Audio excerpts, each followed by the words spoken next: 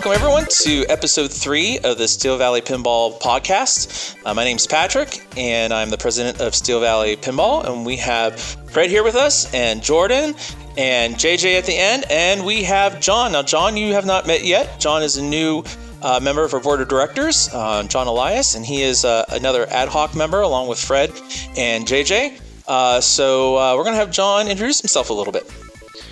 Hi, I'm John. I recently got into pinball a couple years ago. I live down the street from Pastimes. So I got a membership and never left since then. Yep. You've been there a lot. I've been there very, very much. Yeah, I've seen that. Well, we're glad to have you for sure. And thank you for having me. Well, you have incredible artistic skills on many levels as well. So that's going to make you a very valuable member of our group as well. Milk that dry. Right. I appreciate that. Yeah, that's we're going to definitely be able to use that, which is excellent. Working. Absolutely. So we're excited about that. So, but yeah, we're really excited to have the third. We're a little delayed on this one, about a week or so, but we're able to all get together, and I think we all needed that week to recover from the mega match. It was quite the event. I know you especially were probably run quite ragged by the whole affair by the time it was all said and done. Yeah, well, I ended up with the gunk afterwards, the head cold and stuff like that. And, yes. Beth's not with us tonight. She's our women's coordinator, and Richard's not with us tonight. He's off on some training for work. Eventually, we will get to introduce Richard at some point. I know this is the third podcast, and he's missed everyone so far.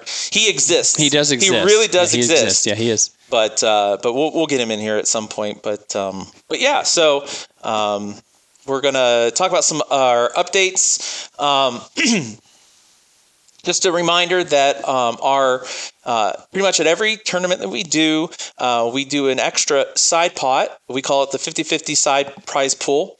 And it's not a raffle. I want to make sure that's clear. I got a little confusion at the Mega Match Play. It's not a raffle, but it's based on your placement in qualifiers. So if you buy into the side prize pool and you're one of the top 4 players of the people who buy in to that side prize pool, you will split the pot. And it's a $10 entry. The reason why we call it 50-50 is because $5 comes to Steel Valley, and the other $5 goes to the prize pool. Now, what do we do with that $5? We are putting that towards a streaming rig.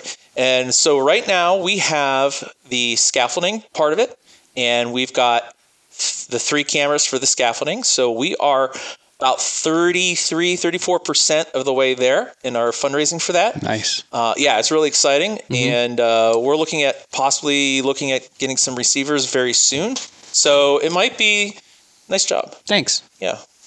All right, thank you. I'm an athlete. That's Mr. Bungle for you. Yeah, that's what I do. So Sorry about that. I'm going to guess within a month, we're going to, less than a month, hopefully, depends on shipping. We're going to be doing some test streaming on Twitch. So we'll put some announcements on the website for that so that you guys can watch and give us some feedback on how things look. Might be able to get a test stream just going by next Thursday, maybe even. Maybe even next Thursday. Yeah. Just depends on when things come through with eBay, or not eBay, well, wherever we order stuff from.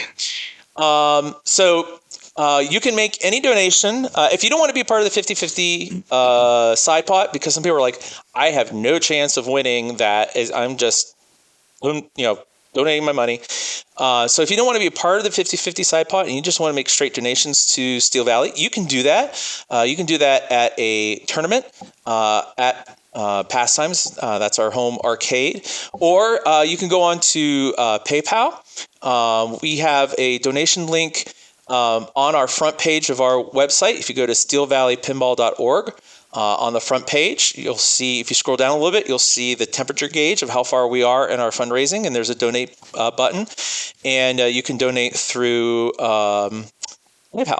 And we've had a couple of people do that already, so thank you to all those who are helping us get to that point where we can get streaming and to further promote pinball as a hobby, as an activity here in northeastern Ohio. That's the goal. Yep. I'm used to saying northwestern Pennsylvania, so I had to think about where I was for a second. Well, that's what you get for being an outsider.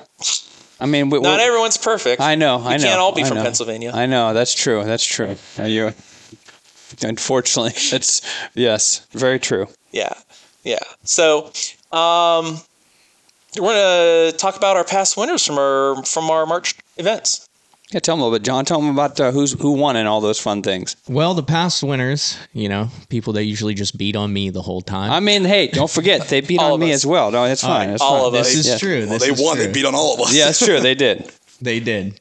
Well, we have some of our own people in there, but Friday night bounty knockout tournament was Rod Lawrence. Mm-hmm. Very cool. He's Congratulations. a beast, as usual. Rod is one of my favorite pinball people.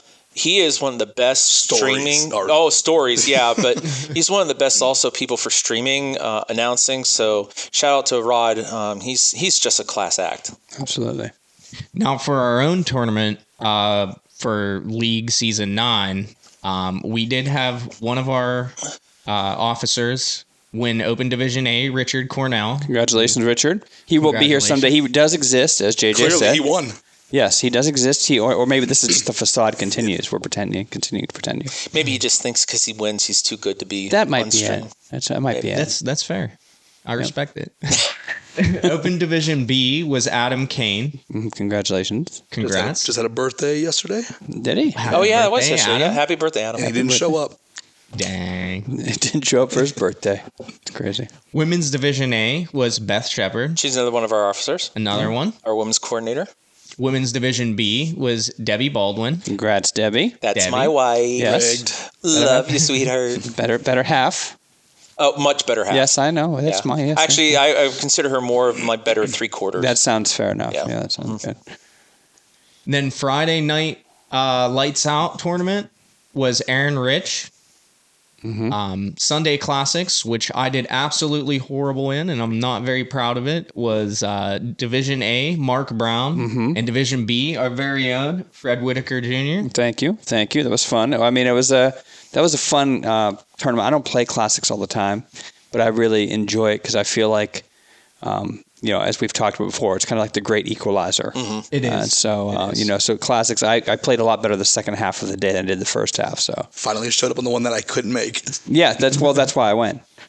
I had a chance. Yeah, Mark Brown. Mark Brown OH. That's true. That's true. We should have had that up there for sure. Mad respect. And then the Still Valley Mega Match Play Warm-Up Knockout Tournament was Galvin Morgan. Right. And Galvin's graduating this year from Baldwin Wallace, I believe, which is literally across the street from Kid Force. Oh, and he's got his senior recital coming up pretty soon, and he's a composition major. So, Oh, nice. from one music major to another music major, Galvin, I don't know if you're going to watch us, but want to make sure I wish you all the best in your senior recital. I know what kind of work goes into that, and I know what kind of mind space you got to be in for that. And it's a lot, but I'm sure you're going to do very well. And wish you all the best. Right. And everyone, if you check out Galvin's Facebook page, his personal Facebook page, he's posted the information on that. So if you want to go support a fellow pinball player as they graduate and do their senior recital, go and check out Galvin's senior recital. Congrats, Galvin. Good luck to you for sure. We had talked about this last episode. We said we've never gone over 100 for the practice round, the warm-up, right? Or have we ever gone over 100 people before? We have, but just shortly Barely, after. Yeah, barely. Because this was our biggest. Yeah, by far. 132. 38. 38. That's crazy. Massive. Crazy for so Galvin defeated a lot of people to get that position. So The excellent. next day. We Yeah. couldn't even finish it that night. Wait. No, finish the that's next true. one, Yeah, yeah. we cut it off at 1:00 because it was running so late. We still had 9 people left to go, and so we finished it the next day. Yeah, it's just the action was fast and furious and very competitive. So And that was all leading up to the Still Valley Stern Pro Circuit Mega Match Play Tournament. That is a mouthful. yes, It's a lot. It is. It is a lot. The Division A winner and tournament champion was Sterling Matoska. Matoska. Yeah, Sterling, who's I was just checking out his page. Yeah, he's a young man, 14, 15? 14 or 15 years old, and just really fun. I watched him put up like he flipped a game on ball one the other day was just doing it for fun. I'm like, oh, that's pretty impressive. He actually, so he came in as the top seeded player at 14, and which his seed his IFPA ranking was 14. Excuse me, and which might be actually his age too, which is kind of funny. I thought that was funny. And he ended up sweeping finals. The last round of finals, the top four. He placed first in both the first game and the second game, which guaranteed him the win because mathematically nobody else could catch up with him. So going into game 3, he had 8 points and all the other guys had 2 points. So basically he could have just plunged off and not even played the third game, but he still played the third game and still won the third game, Paragon. Nice. So he ended up sweeping that final round. I don't know where I didn't. That's a good not question. off the top of my head. I don't know. I don't know if that increased his ranking or not. I would imagine it had to have. I mean, he got almost 200 Whopper points. Oh, which Patrick Fifield told us that he did some research and we were the highest Whopper earning tournament in Ohio history. Wow. Nice. That's excellent. Nice. Very cool. Glad So to hear that. By that's like I feel a quarter honored. of a point. by like a quarter. Yeah, it Previous wasn't one. much. It was we squeaked it out, but we did it. still, we Something. did it. So we own the title on that one for now. So hopefully, the way it works with the Stern Pro Circuit events is after they go through all this year, the 5 events that earn the least amount of Whopper points are not allowed to hold a Stern Pro Circuit for 2027 to allow 5 new groups to come in. And that's how we actually ended up getting in this year. So hopefully, cross our fingers that that almost 200 Whopper points will set us in place for being able to host it again next year.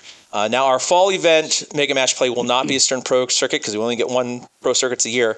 But that'll be a good time.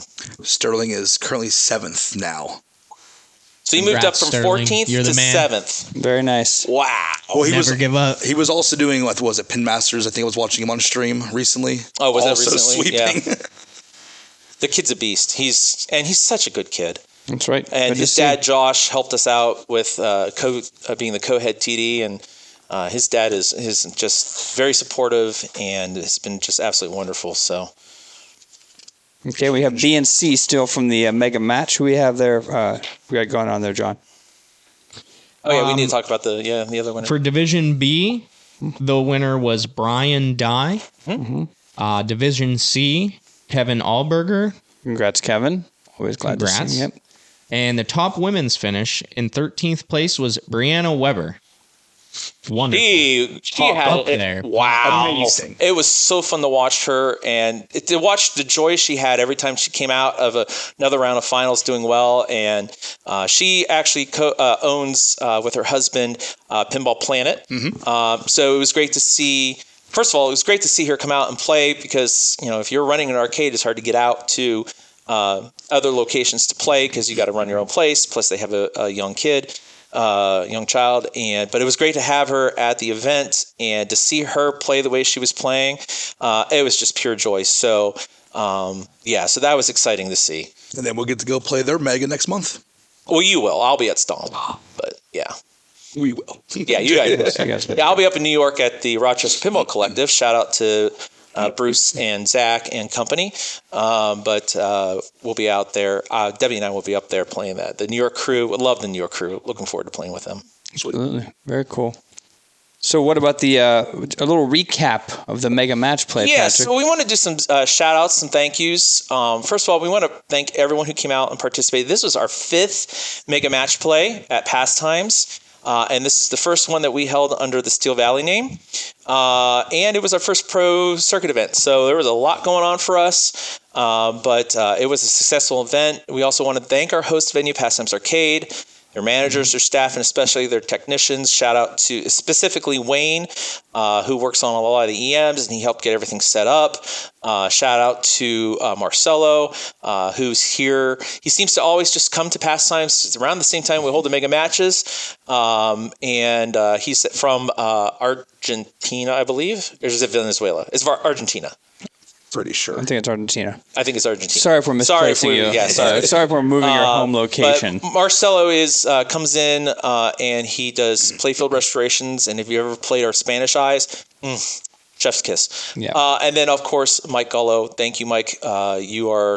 You're a master at these machines, and so we can't do this type of event without those technicians. They are the absolute most important people because we got to keep those games running in tip-top shape.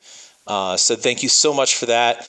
I want to thank Yipsy Pinball. That's Chris Eagle, Tyrus Eagle, and Amanda Williams. They come out and they stream the event. Check out the streams. If you go to our media page on steelvalleypinball.org, you can check out the streams from the Mega Match. We've posted them up there from Twitch and YouTube. So check that out. Also, special thank you to everyone who helped during the event. I want to thank Josh Matoska, who's code head TD. He's brought a lot to our event and continues to bring a lot to our event. So we're very grateful for him. Tim Bridenstine, Andy Lee, they helped TD. Jordan and Beth were instrumental in helping TD. We really want to shout out Ethan Smilg. He helped us out so much with the rules and settings and doing some tech work. He's a man of many talents, and he is running the Mega Match play at Pinball Planet. Am I correct on that? And I think that's his first one that he's running. So I wish I could be there, but we're going to be out there supporting you, buddy, and wish you all the best for that event. And he's quite a guy. So. And he's a fantastic player. Man, that game on Jurassic Park he had, holy cow. That was exciting to watch. And we'd also like to shout out Alice Haswell. Now, she helped Beth out at the computer during the warm-up knockout tournament, and she was having such a good time, and she was learning how to run match play, and Beth was helping her along, and so we just want to give a little shout out to her for helping run that during the event. Yes, and she did get a trophy from Beth as well, a little MVP trophy for her help, which was very cool. But it was awesome to see her step up. I didn't get to see her get that because I was you were not there. I was not there. Yeah, I was sick. Now she's like what 10, 11 ish. She beat, was it Andy Bagwell? No, Eric Stone. She beat Eric Stone on Iron Maiden Pro. Now, mind you, that was her family's copy of Iron Maiden that they brought in for us to help. But still, Black Knight. Oh, Black Knight. What did I say? Iron Maiden. Sorry, no, Black Knight Pro. My apologies. But yeah, and it was not a squeak out beat. It was a pretty hefty smashing. So congratulations to her for beating Eric Stone, who was 15th in the world. Incredible player. Yeah. He's incredible. Don't get me wrong, we're not laughing at Eric. That's not a put down on Eric, but that is a huge accomplishment for a 10, 11-year-old. And so like that's pretty awesome. So we're pretty happy for her for that. So yeah, that was fun to see. So we can just generally chit chat now a little bit about the events, like what your experiences were, in terms of playing the events, and I don't know if anybody wants to start off with that. I just want to say that I did something very impressive when I was helping to test some of the tilts, because I helped last year with our last practice as well, and last year I'd used my phone flashlight and I couldn't see the tilt, so I put it in the machine, fixed the tilt, and then locked my phone in the machine and walked away and couldn't remember what machine it was in. And I did that last Mega Match play, and I'm like, wow, that's pretty embarrassing. And I did it again this time. So now twice I've locked my phone in a machine and couldn't remember which one it was because I'd done several of them and had to go back and find through several machines. But yeah. So losing your keys and losing your phone. In my phone. That's my thing. That's my thing. In a pinball machine. In a pinball machine. That's it's not hard to do, to be honest. I think I've done it too. I feel like I've made it I've mastered it. So it wouldn't be tradition now. Yeah, I have to do it every time. You've kind of become our what was that? Good luck troll. Yeah, the good luck. The good luck. What does she call me? Beth said I'm the mascot for the tournament, so that's fine. And I just lose my phone. That's part of my gig. That's part of my thing. But what were you guys overall? So one thing I noticed and I got comments on is while Friday night did take a long time, the main tournament ran smoothly, especially with the concept of, I think we started rounds when there was one perhaps a game going. So we finished, I think, well ahead of schedule and running those rounds. So Yeah. I got comments from quite a number of people throughout the day that, hey, run smoothly and fairly quickly for a major tournament like that. And that was a change that Josh brought to us in November when he helped us for the first time, and we are never going back. As a matter of fact, we've implemented that in our leagues as well, and it is a fantastic thing. So yeah, It always seems they get that one game that takes longer, and they catch right up on the next game. Yeah. I never see a problem with it. So. Right. I'm pretty sure the first couple megas we were going close to 1 a.m. Oh, at least. and now we're done by 11:30 Well, without tiebreak. Without tiebreak, which was, we had so many ties for this one. Like, we had 8 people tied for 5 spots for Division A. And then like another, I think 7 for B that we Something couldn't even that- start until we finished with the A. Right, division. exactly. And then we ended up not doing until the next day. Because, Oh yeah, we had to finish it. Yeah. yeah, which we apologized for because the B people were waiting around, and it just, it's kind of a weird thing. But hey, always going to be a little kink here and there that we got to work out. But, Yep, for sure. But yeah, looking forward to the next one. I mean, it's an event that I think draws a lot of people in. People travel that weekend. You see a lot of license plates at Pastimes from all over the place, and I think it's just really a wonderful tournament for a bunch of players of all levels. But as is mentioned multiple times, some of the best in the country are there, and in the world are there. So it's really an impressive thing to see. Well, and we don't take for granted the fact that we have the premier location on the planet for pinball, Right. With Rob Burke's collection at Pastimes. And, so we're always very grateful for the fact that we have the opportunity to operate our events at that location. Yes. Because it is, the things that we can do are so unique compared to smaller locations. I mean, my gosh, we even have themes for our league nights because we have enough machines to pick out themes. Like, we can do all space, or we can do all horror, or whatever Right. the case is. We never forget the fact of how lucky we are to have that location. Yeah, it's huge. I mean, JJ even mentioned when I was talking to him last week about it, like just about competing and how he competes and plays. And he says, it's different because you're here. You could just work on skills, but there's so many machines. There's 400 pinball machines there just ready to go. You never get bored there. No, you never. Yeah. Yeah, there's you could play this 10 games for several weeks ago. I'll pick another 8 games to do this month. Like, it's endless. So. Well, and the funny part is like, I'll be honest, I played like crud on Saturday. I can't tell you how many plunges ended up in an out lane. It was so bad. So many house balls. And that's the funny part. I mean, that's our home turf. And I still played like crud, on our own machines, Well, not our own machines, but you know what I'm saying, the ones that we're used to. Right. So I don't know if that's because there's just so many machines that we don't focus on all of them as much or whatever, at least for me. So, it's kind of a weird, situation there, but I kept up my tradition of popping off during the knockout. I got 10th out of 138, but then come Saturday, 100th place. So, well, I did the same thing. My knockout was pretty good too. I think I came in, I want to say somewhere in the upper 30s, lower 20s. Yeah, beat 100 people. Yeah. Yeah. So that was my best knockout performance, but yeah, I tanked on Saturday. Holy cow. Yeah. But I tell you what, it's a lot of fun. Like, we got to play with, like we said, with Eric Stone. We got to play with Stephen Bowden. I was excited about that because I watched him on stream a lot. Yeah. I even ran up to him. I was like, I'm just glad to finally meet you and actually be able to play. And he really is the ambassador for pinball. He is the friendliest guy. You can't go wrong with talking with him. And like the only sport you can play where an amateur plays with the top tier. Oh, absolutely. No other sport you even had that opportunity. Right. So that's a lot of fun. The top, we had 48 people at the tournament that were in the top 500 players of IFPA. We had more people who were restricted to A division finals Than we had than we had openings. spots available for A division finals.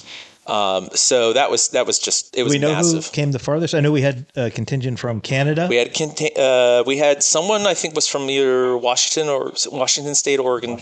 We usually have a Some Washington State Floridas. person. Yeah. I don't remember who though. Yeah. I don't think, other than Canada, I don't think we had any international people beyond Canada. But yeah, we had. I know Mike Dimas is from London, Ontario, but I think we had some people further than that. I mean, some people drove down from like Baltimore, so like it's we just talked to a lot of people that are driving like long distances. Oh, yeah. And making it a whole weekend.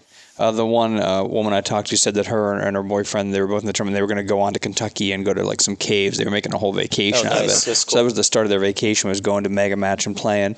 And we have a great contingency that comes from Delaware now every time. The Delaware folks are great, and a nice little New York contingency too. So excellent. And of course, all of our Ohio Yes, right. family. And that's I've said this before. John Dozalfa said it when he was helping us, and I repeat it. It's like having a homecoming twice a year. Family reunion. Family reunion, yeah, because it's like, yeah, we don't see these people all the time, but like just because we're involved in pinball, we immediately can have these connections and these social connections and conversations and whatnot, and it's very unique. You don't experience that in anywhere else. Like you automatically feel like you're part of this pinball family, and it's just such a wonderful time from a social standpoint, right? And mostly everyone's cheering each other on, right? We get mad at the machines or ourselves every once in a while, but I do put a drain curse on certain players. You do this? If you see me doing this, that means they're. I thought you were stretching or something. No. I didn't. Okay, I thought that was like a workout routine. That's the drain curse. All I'm right. about to pass my score. Now I'm going to be watching behind me when I'm playing. So talking about the Mega Match, we are doing another one in November. It's going to be Friday, November 13th through Sunday, November 15th. We are going to change the format slightly. So just to get a heads up, our knockout is going to be a bounty knockout next time. So what that means is everyone's going to get a chip worth $10. And when you earn your last strike in the knockout and you're out of the game, you have to give one of your chips, just one of them, to the person who won that game.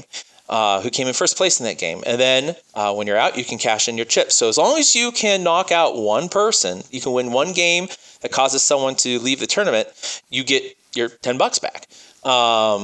And so we're doing that. So that's a change in the format. It's not really a change in necessarily the way we play the event.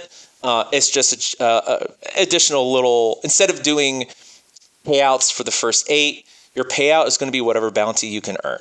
So that actually allows multiple people a chance to earn some money out of it instead of just the top 8. Right. That's on the Friday night. That's on the Friday, Okay. yeah. And it's still going to be the warm-up knockout.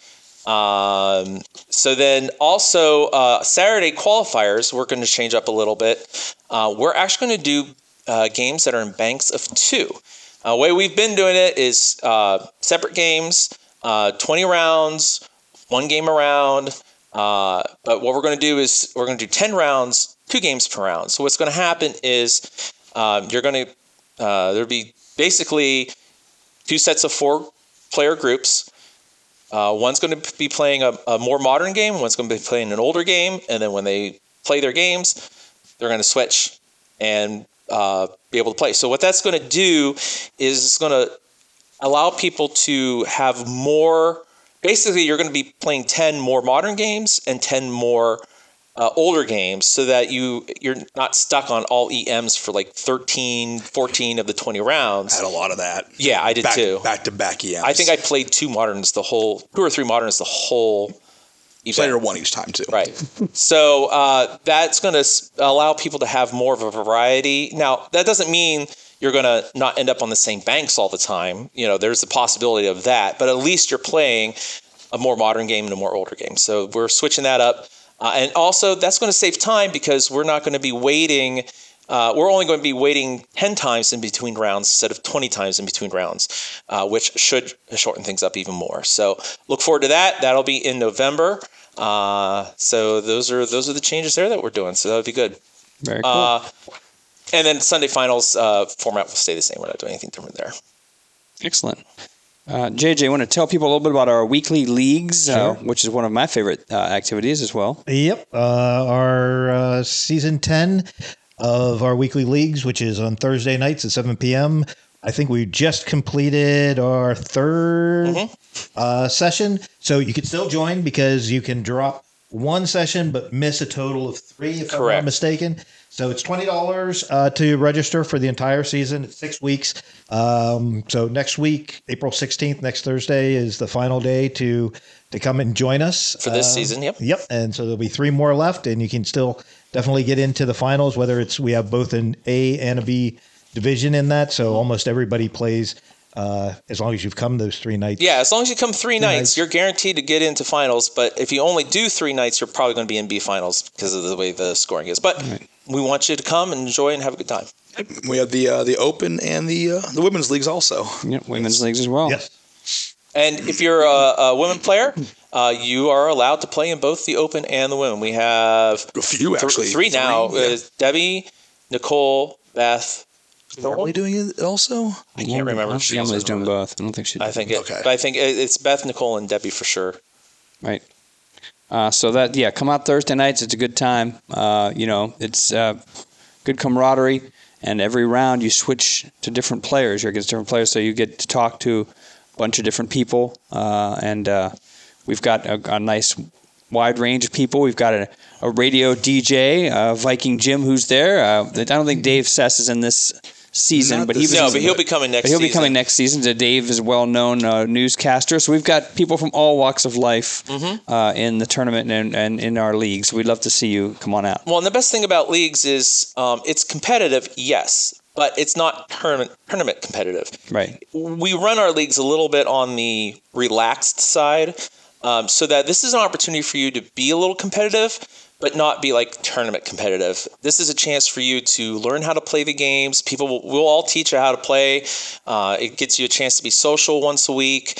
Allows you to have a little bit of that competitive flavor without it being like a big 150 player tournament or anything like that. To 1 or 2 of the seasons. And you'll be then comfortable enough to join the mega match. Absolutely. Yeah, you get comfortable the more seasons you play. That's true. It seems scary at first, but literally one season, getting to know the folks that are in the league, a number of us then do the mega match as well. You'll have no problem. Right.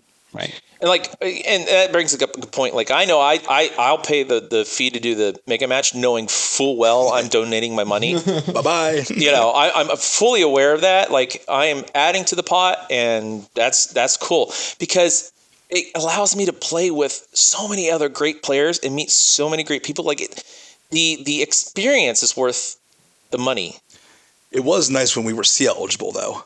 Well, yeah, that's true. I missed it a little bit, but that's the trade-off for trying to be in the top 100 of Ohio. yeah. I'm still C eligible. Thank you very much. Watch out, so. Hometown hero. That's right. Okay, Jordan, tell us about the Stern Army Friday Night Knockouts. Kind of like Patrick just mentioned how we're changing it for the mega match. We're doing the bounty. So when you get 4th place, you're gonna when you get your 4th strike. Yeah. 4 or 7. It's 4 for our Friday. It's a 4 for our monthlies, 7 for the megas. Gotcha. So when you get your 4th strike and you're knocked out, hand in one of your chips. What was it? Jaden didn't get first, but he got 2nd place. But he still walked away with like $70, I think. Yeah, because he ended up knocking more people out. Yeah, He took my chip. Yeah, see, there you go. Enjoy that. And then you get people like me who never plays anyone with 3 strikes. I had 0 opportunities to knock anybody out the whole night. But no, that's $6 to come in, $5 for the registration, $1 for the IFPA fee, $5 is for your chip. So it's not the $10 like the mega. So it's a little cheaper. The price of entry is a little bit. Well, it's because more relaxed. We're increasing the price because it's the mega. Yeah, you want to earn more mega money. Price. Mega price. That's right. But it's fun. We do that once a month. I look forward to it every time. So that plays on all of our modern Sterns, classic Sterns, and then our Sega and our Data East games. Well, most of them. There's a few we don't play. Yeah, but for the most part, and we do often have like something to give away, like a translate. Last time we gave away Foo Fighters translate, so that was pretty cool. So there's a lot of, once again, a good time. You'll see some players come from Canton area, Cleveland area to come to do some of those. Sometimes Erie. Yeah, Erie. Yeah. So you'll see people come from around. So, but it is a good time, for sure. the Sunday Classics. John, tell us a little bit about those events. So we have our monthly Sunday Classics, which is some of my favorite personally. It's once a month. It starts at 11 a.m., but you can come in and register at around 10. It's a $10 registration fee with a $1 IFPA fee. It's cash only. And then plus the regular admission to Pastimes, Right. which is $20. Now, does their military discount? Yep. So Okay, it is so it'd single be- admissions. yeah, so it's $20 for adults, $10 for kids ages 15 and under, and then if you are EMT, fire, police, military, or a senior over 65, it's $18. Okay. It's free with membership. And if you get a membership, then you just come in and play. Yes. Yes. You can't really say free because the membership that you pay. You pay the membership. But yeah, it's worth But it. if you buy a membership, it's worth it. Like Yes. especially since we're doing so many events now under Steel Valley. Like you're going to save a ton of money buying even a 3-month. But I would recommend at least a 1 year because there's so much that we do. The only events that your memberships don't count towards are any events that we hold in the back room. And the reason why we do that is because the extra help that we need from Pastimes with the techs and with food and everything like that, we make sure that everyone pays that weekend admission fee.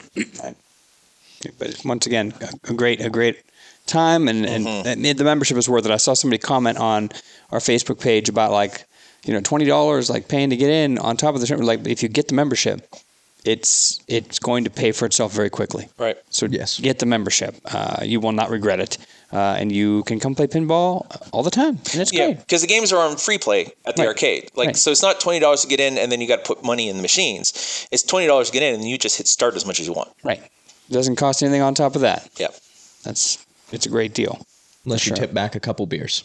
Unless you tip back a couple beers, which you can do, and then you're happy the game's on free play. Yes. As it goes, a little But with, downhill from there. I'm pretty sure I spent more money on coffee than I did my membership. Yeah, I do. I'm still dropping money on coffee every single time I go down there. That's Well, true. you've yet to you only paid for one milkshakes. membership so far. You've won all your other ones, or now that you're an officer, That's nice. That was nice. Yeah. you've really You bought a house across the street and yeah. You pinball. It's good. It's not bad. It's not bad. Starting to be built. Yes, got the underground tunnel to Pastimes is necessary. Here's a little personal bike path. Yep. No, when is the next Sunday Classics? Sunday Classics is this Sunday, April 12th. Okay. You play games from, it used to be, 1985 and below, but wasn't this changed Yeah, recently? it's now 1990 below. So basically, it's alphanumerics, early solid states, and EMs. EMs. 14 rounds? 14 rounds 14 rounds. for now. We've been talking about that. Yeah. We might, because they've been going a little longer because we've been getting some really good players. So we may eventually move that down to 12 instead of 14 rounds. But Yeah. 2 rounds isn't going to make that much of a difference from a Whopper standpoint, but it'll make a difference from a timing standpoint. The last Friday night knockout, we were 2 hours close. Yeah. And it was like, all right, guys. Yeah. we got- Well, yeah, and that we have to be fair to the arcade and the managers and the workers. Like they've always been so gracious to us when we go over, but we don't want to abuse that. So we may trim down the classics rounds a bit. Right.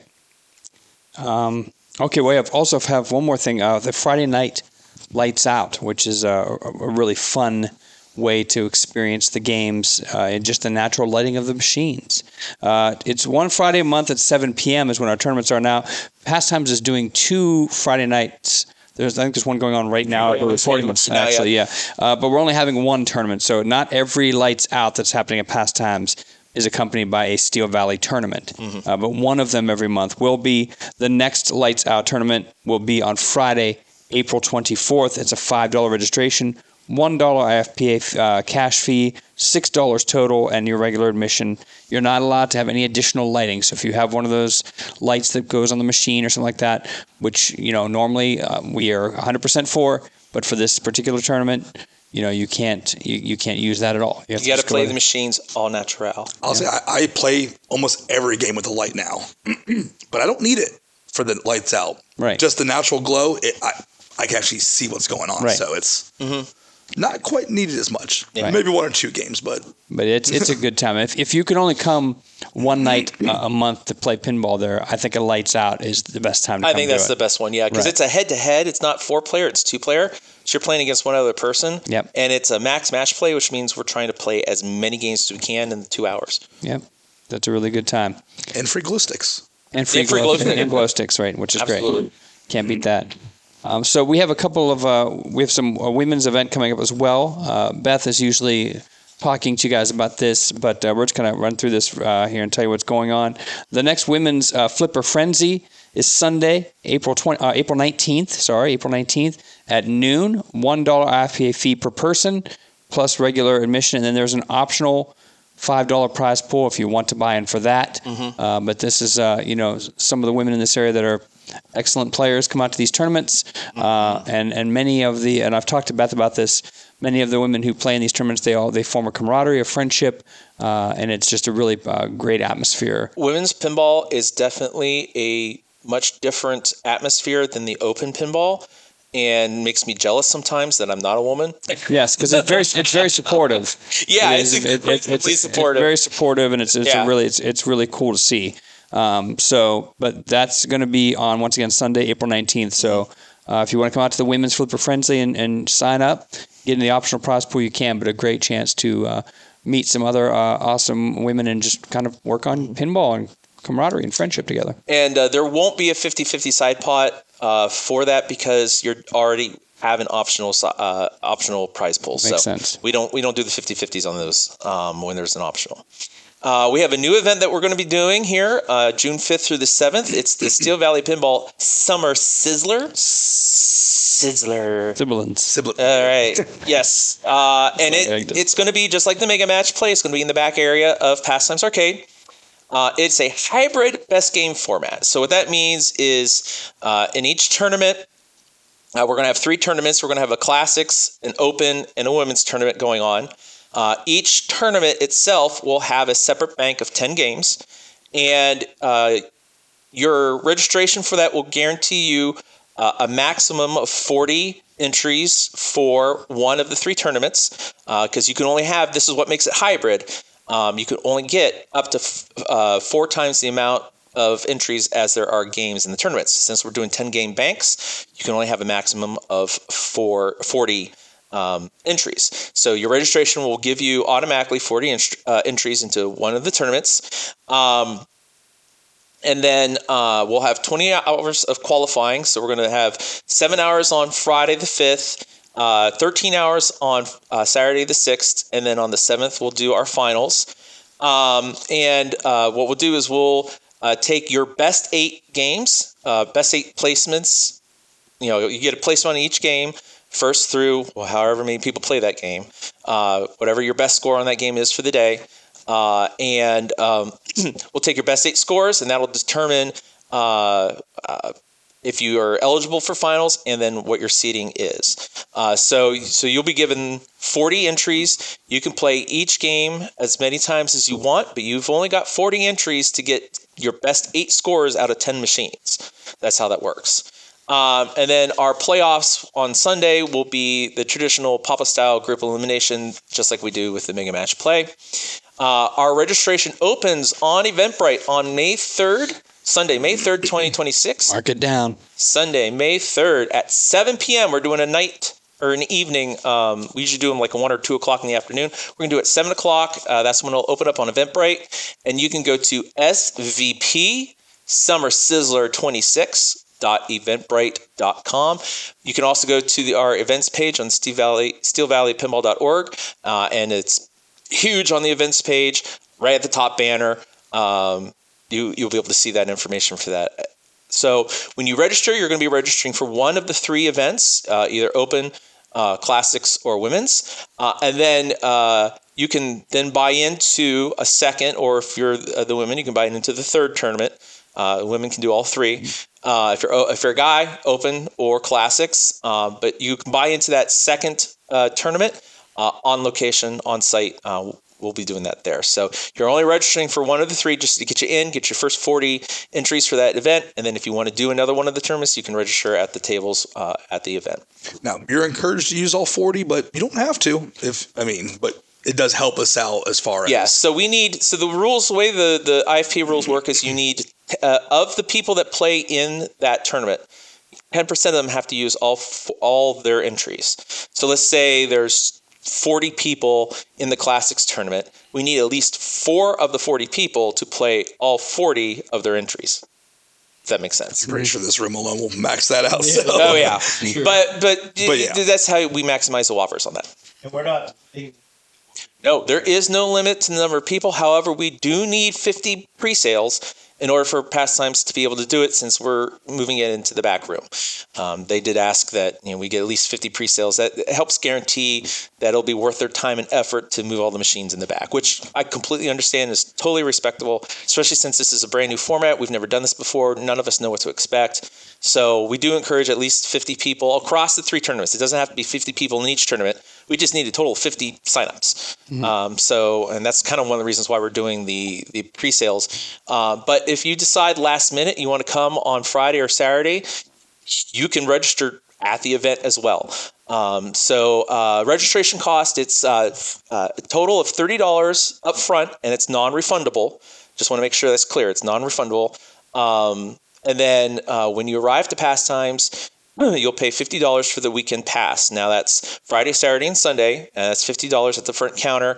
So that's actually theoretically $10 cheaper than if you bought entrance each day. So you're saving $10 by getting this tournament weekend pass. And we only do it for these big weekend tournaments. And that gives you access to the entire arcade all weekend long. So if you're queuing up for a machine in these hybrid events, you can be playing out and enjoying the rest of the collection out on the main floor. So it's really quite a deal. And then like I said, you'll be able to buy extra entries for the second or third tournaments at the event. Very cool. The Sizzler. I'm excited. Summer for this one. Sizzler, yes. This is our first time we're doing a best game format. We're doing the hybrid, so we're looking forward to seeing what happens. And then, like we do all the time, we'll tweak it as we go year to year. But yep, check it out and see. Other things that we'd like you to check out as well. We have a Facebook page for all of our April events and save the dates as well. If you haven't gone to the Steel Valley Pinball Facebook page and given it a like or follow, you need to please do so. It just makes it easier for us to contact people, to spread the word about all the tournaments that are going on.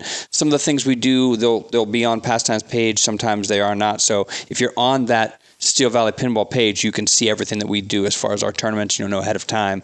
Very important to do that, and you get to save the dates as well, so you don't miss out on anything. SteelValleyPinball.org. You can see our events there, calendar, sponsored events, etc., etc. Also, we have some sweet swag available as well, which you can get there. I saw a couple of the league members had some. Yes, we actually have. Patrick is modeling the zip up here. And also then you got the T-shirt as well. Very cool. We have all sorts of cool things. A little flip show there for you. But yeah, that's a little flip show. A little flip show. So, but yeah, feel free to buy some swag, man. Steel Valley Pinball and represent. We would appreciate that. And I know a couple of the league members had them on, and they look great. They're great quality, and just to be upfront, the pricing is really reasonable for buying swag online. And on top of that, approximately $5 from each item comes back to Steel Valley, and we're going to put that right towards our streaming rig. So it's Silver Ball swag. So you go to the website, and it's a company that is dedicated to providing mini merch stores for pinball-related companies and groups and leagues and whatnot. Field's the one technical person who sets all that up. Just for their small organizations or scenes looking for it, we really recommend them so far. It's great to deal with. Right, they are good to deal with, and everything's been great so far. So shout out to Silver Ball Swag. Yeah, top notch. Excellent job, yes, for sure. And then on our Discord as well, we announce events there. If you are used to Discord, I still have no idea. I never know what's going on with it, but these guys keep me informed. They text me like a grandpa. Hey, Gramps, did you see the Discord? You're needed on the Discord. You're needed on the Discord. We sent you something 2 weeks ago. Oops, I'm sorry. Where's my tapioca? So, yeah. But, yeah, check out the Discord as well. On Discord, because right now we only have about 4 or 5 people from the general pinball community that are on our Discord, but we would love to have big conversations going on there. So check out our Discord. Please join that. Just like our Facebook page. We really love to just have general chit chats and conversations with you. We all love to talk about pinball, so get on board and we'd love to have you. Absolutely. Jordan, we got associations updates here real quick. Got anything going on? So all of our tournaments are both IFPA and Punk Rock Pinball Association sponsored tournaments. So Punk Rock, if you're not familiar, it's newer. Not to replace the IFPA, but to what's the word? Supplement. Yeah, it's another option. So, yeah. It's adjacent. It's a lot more relaxed. They're a lot newer, so there's only I think like 1,500 players that are even signed up so far. But they made some changes recently, so now they're not doing states, they're doing scenes. We're part of the Northern Ohio scene, so if other players in Southern Ohio start joining with Punk Rock, they might be their own separate scene as well. But the one change that they did with that too is normally for their overall leaderboard, it's every tournament. Every point you get goes towards your overall ranking. IFP usually does like your top 20 scores. For Punk Rock, for your scene, they're taking your top 20 scores now. Mm-hmm. So that should maybe change things up a little bit. I'm currently ranked number 1 in Northern Ohio, but I just played my 20th game. You're also the only one in Northern Ohio that has 20 games logged. So I just hit my 20th game, so we'll see. That might change in the near future.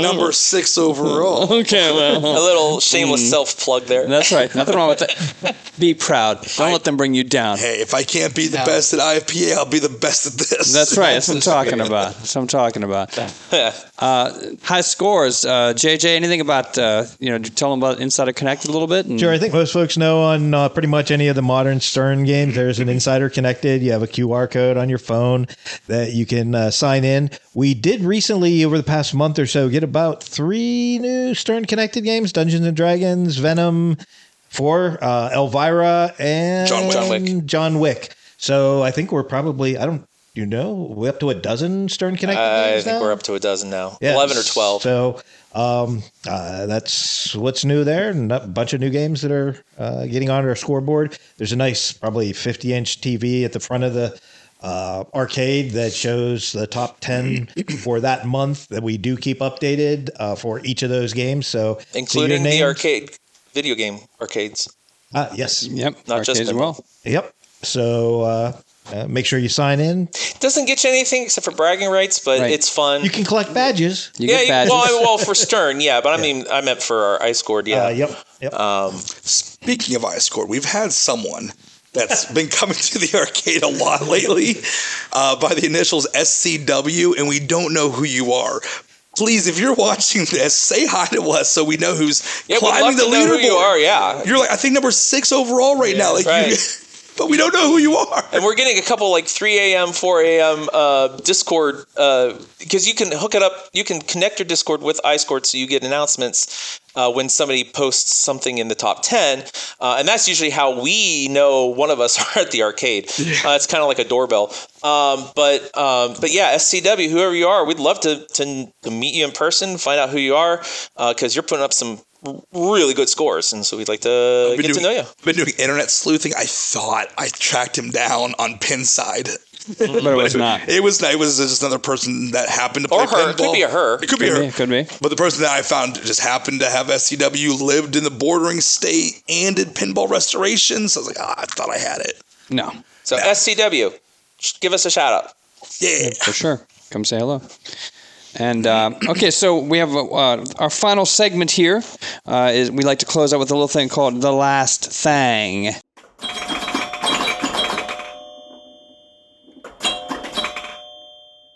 and we take a topic that's pinball related and just kind of go a little in depth about it. And so we decided that we're going to talk about one pinball machine that we think has made us each better pinball players by practicing. What about that game has allowed us to level up a little bit, challenged us, and made us maybe just overall better players on any machine we touch afterwards. It just kind of changes our playing style or something. So do you want to tell us first, Patrick? For me, it was majorettes for me. Gottlieb majorettes. It's from the I think it's from the late 60s, early 70s. I think late 60s. It's a wedge head Add-A-Ball machine. It doesn't actually have a replay version. It's only Add-A-Ball. It's interesting because there are 5 red dead bumpers on one side. Well, half dead, half actual pop bumpers, and equivalent on the yellow side on the other side, and they come down kind of like in a V. And you have to light those bumpers in order 1, 2, 3, 4, 5. And then once you do that, there is there's either 2 out lanes that are kind of like crossed, so like or not out lanes, but The upper end lane. Yeah, upper end lanes we'll call them. So the right one takes care of the reds, the left one takes care of the yellows. So once you get them all lit, if you can do those 2 upper end lanes, or if you can hit the center target, you get an extra ball. It's an Add-A-Ball. And then at the bottom, it's really open between the flippers, and there are 2, they're not even slings, they're just bounce rubbers, rebound rubbers. And there's a hole there above the flippers, kick out hole.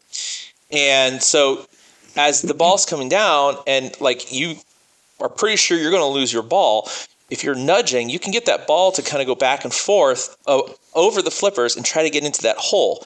That hole then kicks it up into, well, hopefully we'll kick it up into another hole, and then that hole kicks it up and hits that center target. So like the whole game is about manipulating the ball, because basically all the flippers do is just gets the ball back up into play. Everything else is just all about nudging. So for me, having played majorettes, learning how to skillfully nudge the machine to manipulate the ball is a massive skill in pinball. And for me, majorettes is the machine that has made the difference for me, because I think on that game, it's tilt ends ball plus I think we have it set ball plus penalty.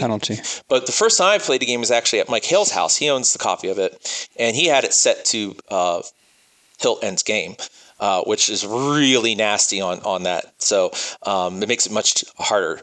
But learning how to nudge that machine and work it and get the ball back into the saucer so you get a kick back up. I think even the shot up to the top with the ABCD rollovers up the top, you can get an extra ball if you get those 4 rollovers taken care of. It's just you got to play that machine, because that's going to really teach you some sweet nudging skills. Mm-hmm. I used to like the one at Pastimes like 2 years ago when the tilt bulb was not installed. Right. You can rock that machine. Yes. 15 Add-A-Balls was par for the course on that one. Yeah. Not so much anymore. No.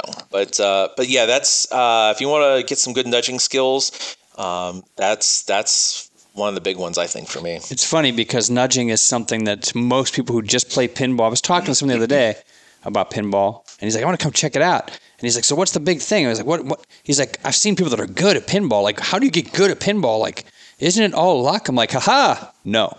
I'm like, because there are things you do besides just the ball and flipping the ball. The nudging is very important. And he's like, well, they'll kick you out, right? If you like bump the machines, like, no, that's part of it. Like if you're abusing them, yeah, you could kick, but if you're nudging, that's part of the game. And I think that's one thing that a lot of people who are outside the pinball world don't know, that nudging is actually part of the game. And the machine will let you know when you've gone too far. Right. Yeah. It'll keep tilt. you under control. If it has a tilt ball. If it has a tilt ball. yeah. That's Lady right. Luck, for instance. Yeah. It'll let you Well, know. sometimes that gets overlooked when they put new games We'll on. fix it, before, but Yeah. That's why we have the QR system. We can let them know that, hey, you need a tilt working on this. Yeah, get this going.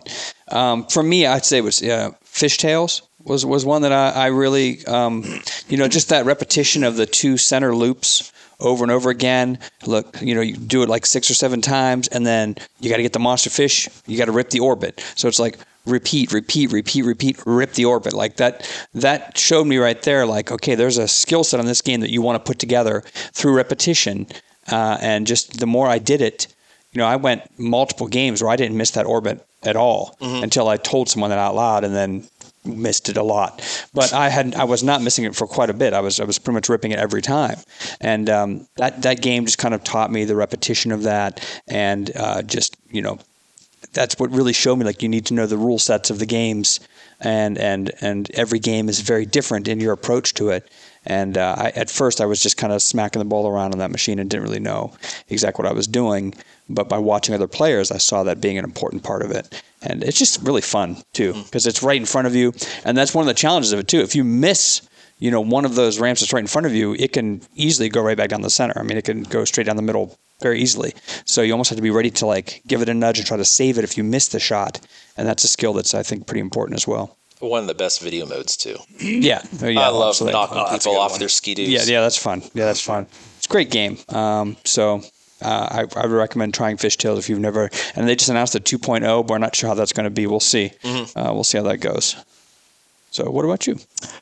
I was originally going to say Alien Star, but then I thought about it, because Alien Star I was going to say for Shatzing or Alley Pass. That's one of my favorite moves to do on a pinball machine.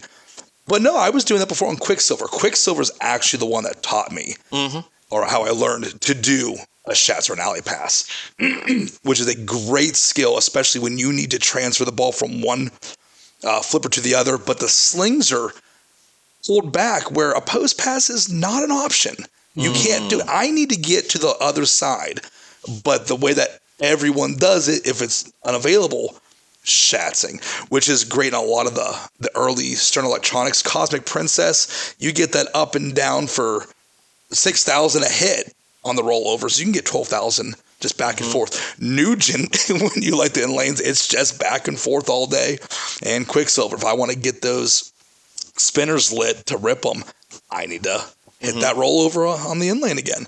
Nice. So that's my favorite move. I'll even use it on Harry Potter. That one way will catch it, and you can catch it and trap up pretty quick. It's use it on everything except for your majorettes or anything before in lanes, I guess. Shatzing's a good one. Yeah, that's a favorite move. Good. John, what you got? Or JJ? You want to go first? Sure. All right.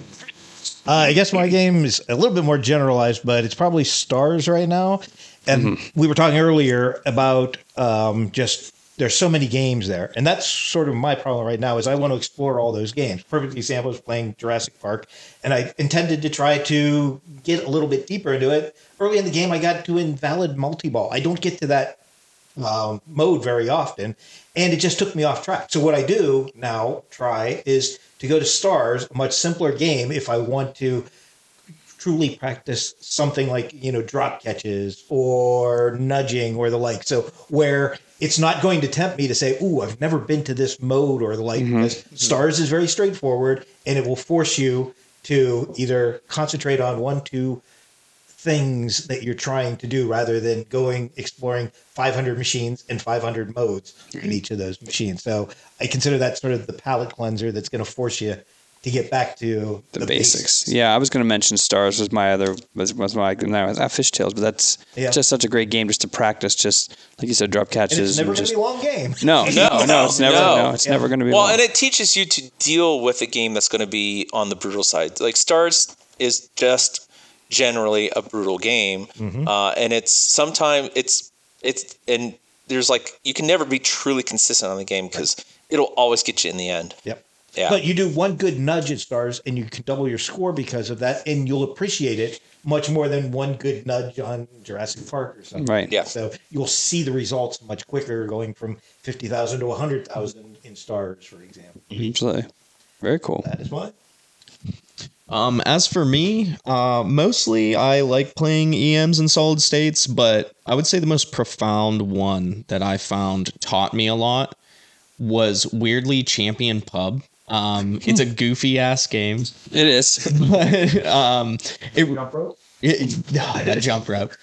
But I think what it taught me was more control, like how you were saying with Fishtails, is because there's so many direct things you need to do to like win those fights, and you can't just sit there and beat on that guy when you're actually in the fight, that you have to kind of like angle it on the ramps so that it doesn't go straight down the hole after the pop goes down. But I mean, I would say probably that or Theater of Magic, but both for similar reasons.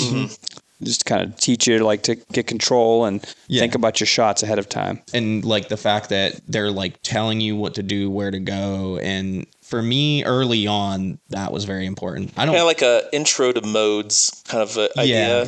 Yeah. Especially after playing nothing but EMs specifically when I started. Yeah. So, but I do agree with you about the nudging, like learning how to nudge and catch those balls correctly. That's super important. Very important.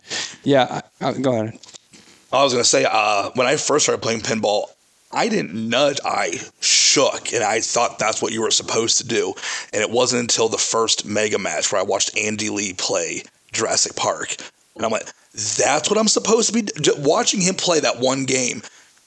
Changed how I play pinball completely. Right. And that goes back to, obviously we knew we were donating our money that first mega match compared to some of the players, but the experience that you got by watching a top-notch player, and he actually won that year, that first one, watching a top-notch player, that was worth its weight in gold.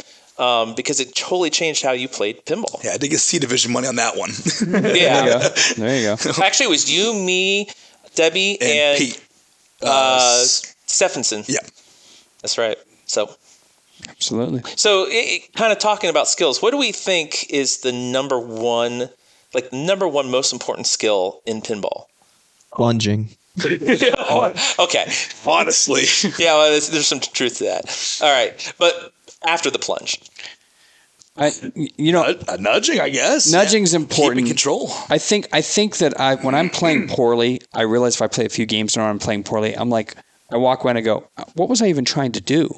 Like, I think just knowing when you step up to a machine what you want to do with that particular, have a plan. Like this, I'm going to try. Because if you get away from that plan early, it's almost like a football game or something. If you're a coach, you get like, I'm going to run the ball, and then like the first two drives don't go, and you go, well. Next thing you know, you lose by 5 touchdowns. Like I think it's like that with pinball. If you step up and you're like, okay, I want to try and get into this mode first, or I want to hit this ramp 3 or 4 times and try to get that double scoring. Like if you get away from that plan and you're just hitting the ball and just trying to keep it alive, I find that that's when I'm playing my worst. So for me, I think it's just knowing when I step up to every machine, this is what I want to do, and knowing the rules of the game as best as you can, and sticking to that plan. I wouldn't have thought of that as a skill, but yeah, you're absolutely right. I think it's easy to just kind of knowing how, especially with those modern Sterns, the deep roll sets, like walking up, I have no idea what I'm doing. Right, and don't let one ball like get you away from that. Like you go up and you have one bad ball, and somebody has a decent ball after you. Now you're like, well, I got to try to get this crazy. Just stick with your original plan and see if on ball 2 you can make up that ground. Because if you do it again and you lost your plan now, I think you're out. You're going to lose that game for sure. So I think that's important. It does only take one good ball. That's right. I have proven many times on many machines. Right. The streams I was watching, Sterling, every game, ball 1, house ball. Mm-hmm. But then he'd come back and destroy it on ball 3 every time. Right. Come on. That's a little reassuring. Yes. Yeah. Oh, yeah. Safe. Yeah.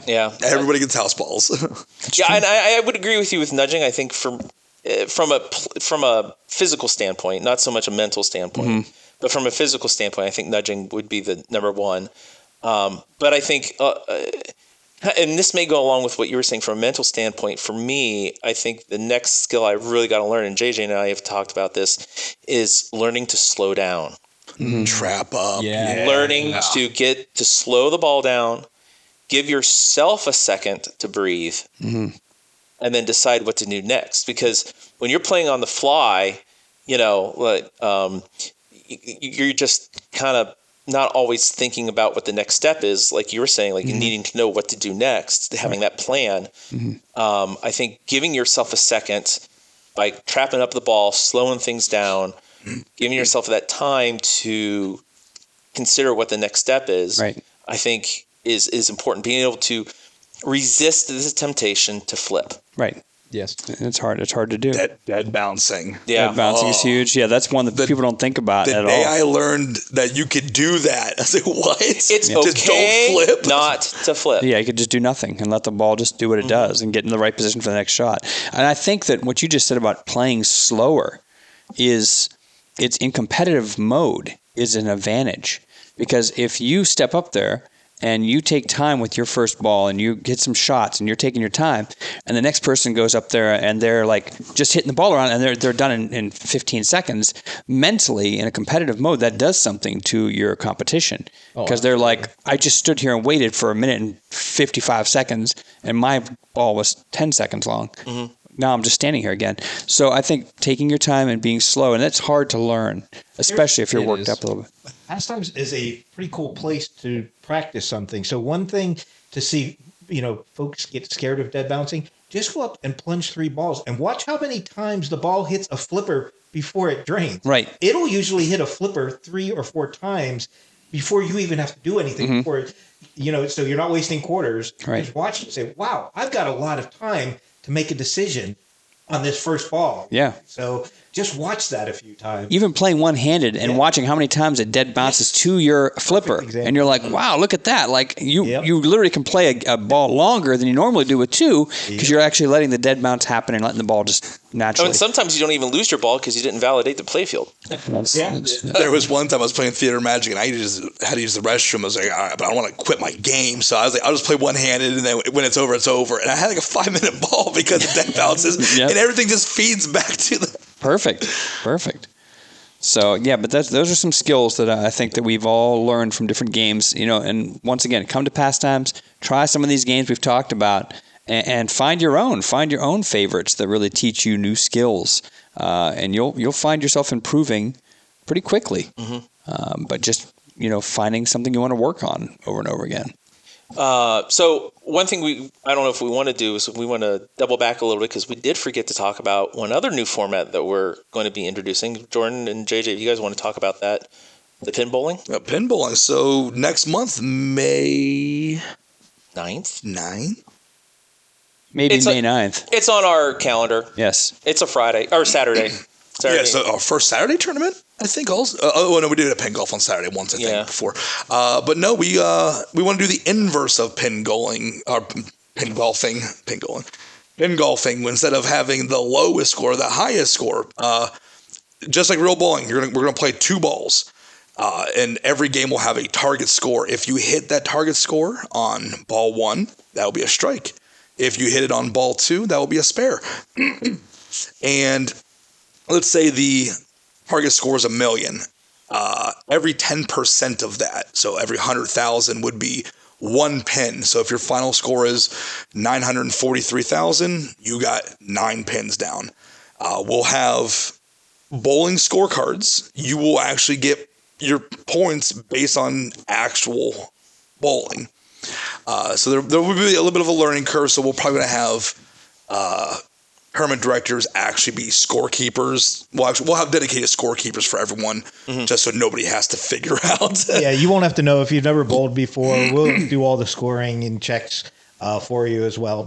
As Jordan said, it'll be very similar to pin golf. You've got 1 target score, 2 balls, so it should go fairly quickly, and only 2 balls per game. We're going to be plunging 3rd, 4th, and 5th balls, or just resetting the games at the end. But in terms of scoring, we will use true bowling scores. So 3 strikes in a row will give you 30 pins for that particular frame, and we probably will have a printout maybe for those who are interested in learning bowling scores. Probably a half-page printout on just how you score. Back of the card, I think. We'll have the cards. I have that, and I think we're also planning on putting together some sort of a video recording that we will post to Facebook and also attached to the pinballing section on our events page. That'll help also explain that as well. And in the theme of pins and bowling, our 10th frame, which for those who do know bowling, you need 3 potential. You might be able to get a strike, all in the 10th and what's called the 11th and 12th frames. We're going to use the trio of Pinbot, Bride of Pinbot, and Jackbot for the 10th, 11th, and 12th games to make it very thematic for the end for that 10th frame. Yep. And you can make a push at the end. If you're going to get 3 games of strikes, that would be very helpful with points at the end. You can only get the Jackbot to Jackbot if you get a strike on Pinbot and a strike on Bride of Pinbot. Right. Yeah. So it's a new format, and I don't know if anybody's ever done anything like not this. around this area. I know it's not a new thing because it's actually something that you can actually put in IFPA, but they don't do it this way. The way that it's done is just literally inverted pin golf. You play all your balls still, but no, I wanted to be true bowling. Yeah. So it's a 2-ball game. And do we have something special planned for the top winner?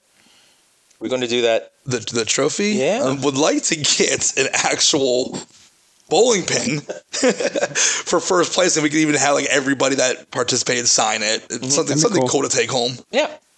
So still figuring out the games and still working the on target it, but scores, but we'll get those on the match play at least a week. Yeah, week to 2 weeks before. Yeah.